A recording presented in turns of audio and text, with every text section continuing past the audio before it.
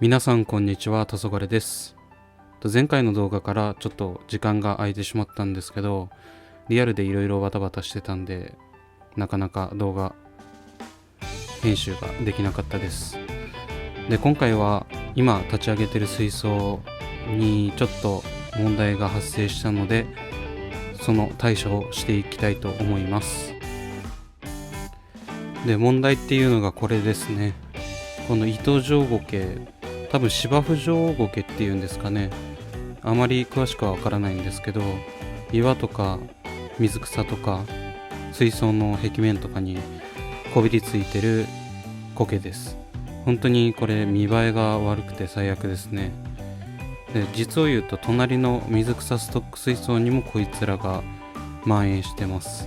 もうずっと悩まされてるんですけど、そのまま放置してた感じですね。で、以前の動画見ていただいた方ならわかると思うんですけど、後継層に使ってるロタラとかを水草ストック水槽から拝借して植栽してたんですよね。で、そこからこの苔を持ち込んでしまったんだろうと思います。組織培養の水草を使ってるのに本当にもったいないことをしたなと思っております。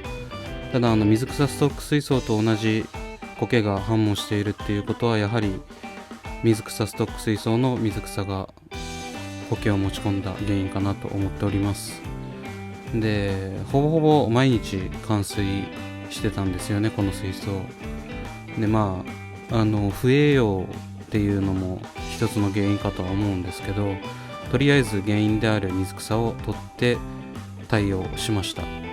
で、今回は水草抜いた分ですね、それの補充でメルカリなどのフリーマーケットでまた水草を購入しました。で、こちらが購入した水草です。ロタラ SP ハラとロタラグリーンです。で、以前も申し上げたようにフリーマーケットで購入している水草はもう必ずと言っていいほどスネールが発生しております。なのでそれを持ち込まないように今回はこれ使いたいと思います。水草その前にっていう商品ですね。水草表面の不純物の除去に使用するそうです。水草表面の残留農薬、付着生物、貝の卵など腐敗菌などの汚れを落とします。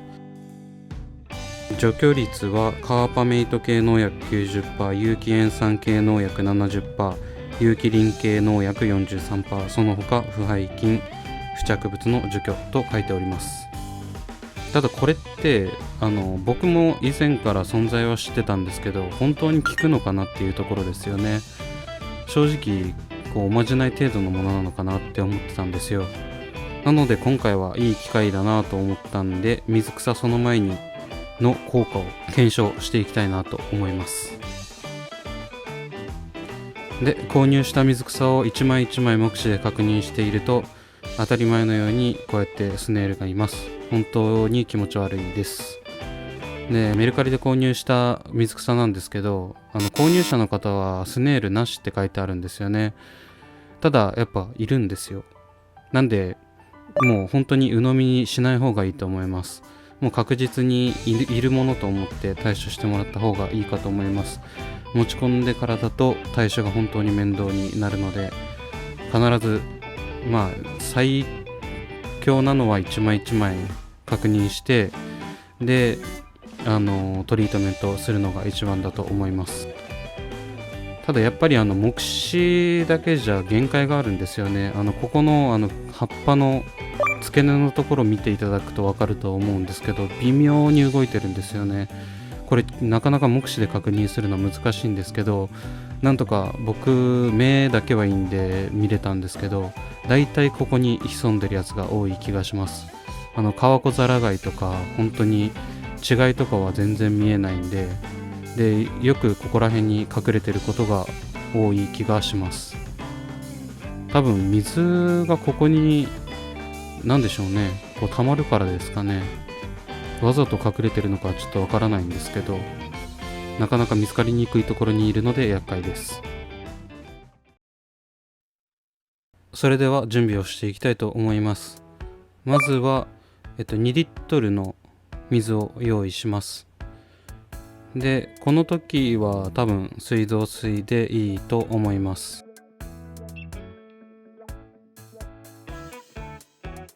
でなんかプラケースかなんかに入れてもらえると作業がしやすいかと思います。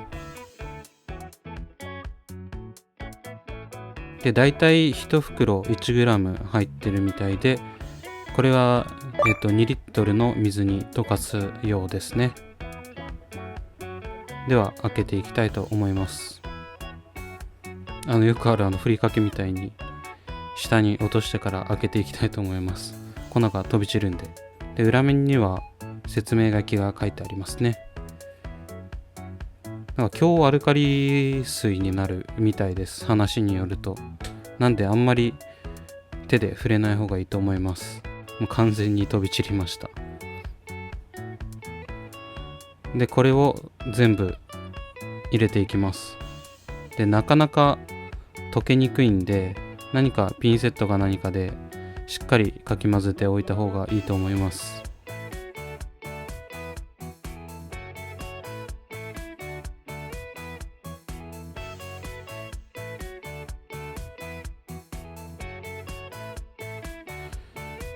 でしっかりかき混ぜていきます。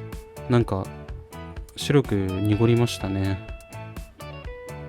である程度溶かしきったら水草を入れていきます。ロタラ SP ハラ、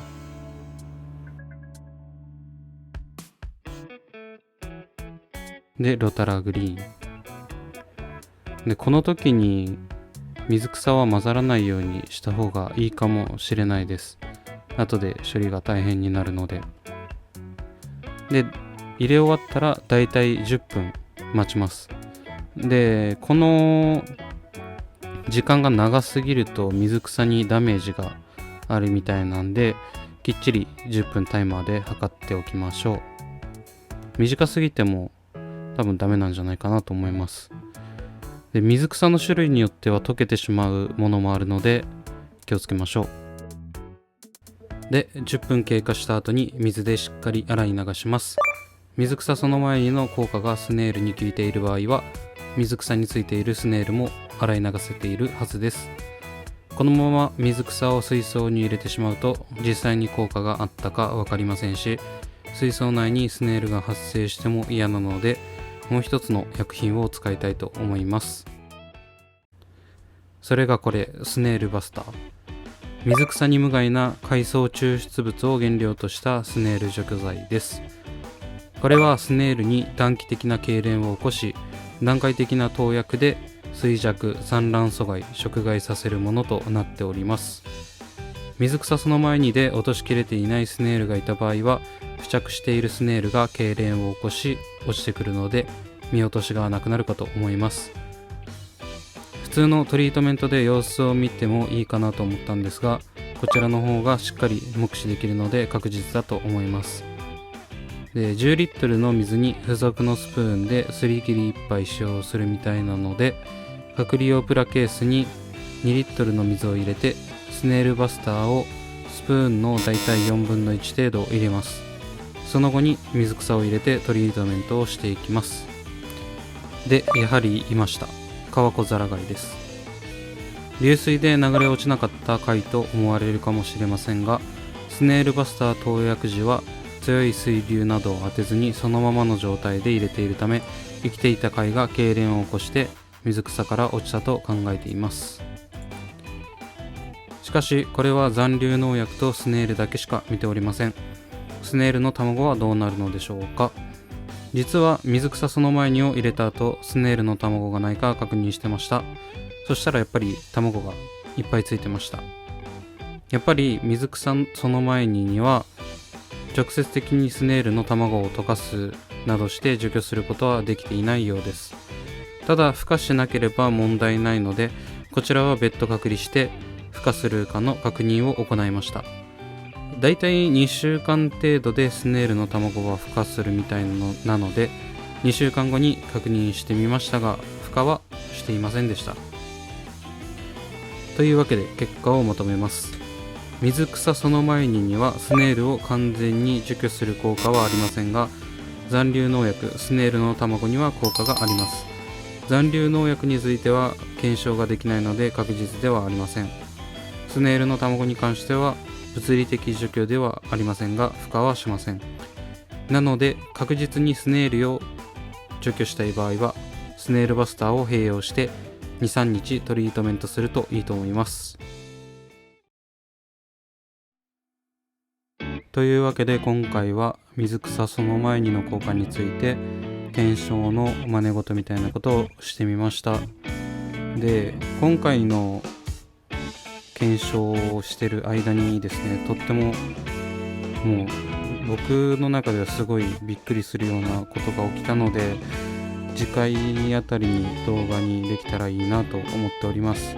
そちらの動画もぜひ見ていただけると嬉しいです。